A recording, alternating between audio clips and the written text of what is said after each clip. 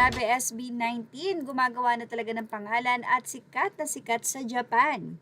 Dahil hindi lamang sila magkakaroon o nagkaroon ng Japanese version kanilang album na Wakas at Simula, sila po ay mapapanood sa ilan sa programa at mai-interview doon katulad ng Day Day.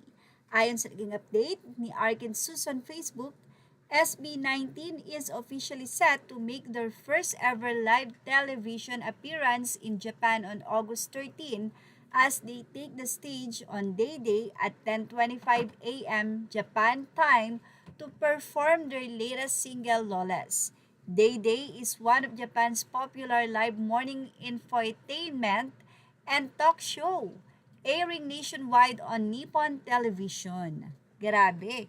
Ibig sabihin, yung mga manonood po ng maaga ay mapapanood ang SB19 sa kanilang interview. So, 10:25 a.m.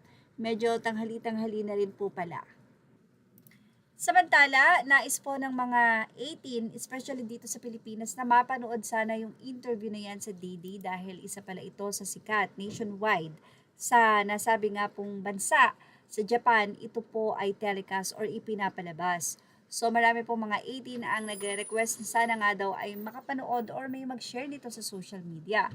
Ang suggestion po ng isa pong fan, sinabi niyang mag-download po kayo ng apps na Japanese TV Live, mapapanood mo po siya dito sa Pilipinas sa NTV. So yan, ibinahagi niya po kung ano po yung inyong dapat i-download at inyo pong mapapanood ito dito sa Pilipinas. Samantala, pinag-usapan sa social media ang naging bonding moment ng SB19 at ng BINI sa California.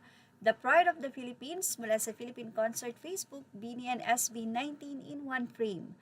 Captured during BINI's Signal concert in Rohnert Park, P-Pop Rise, proud to see our artists representing the Philippines and making waves on the global stage.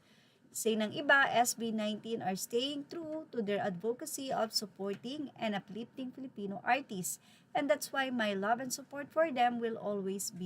Ang saya lang nila tignan, wala na sanang fan war, tama na sana. At may mga nababasa po talaga tayong mga negative comments, especially ang side po ng Gigi or ng girl group, ang BINI. Siguro po dahil may mga bata pa po talaga silang mga fans. So talagang unawa na lang ang maibibigay sa kanila. At ang SB19 pagdating sa issue talaga pong hindi sila pumapatol sa mga ganito. Kaya naman, ganun pa man, hindi talaga mapigilan ng 18 na sila ay i-correct at patulan. Sana nga po ay matapos na ang fan war na ito. At yan ang ating Showbiz Snap update. Images are all credit to the rightful owners. Thank you for watching Showbiz Snap.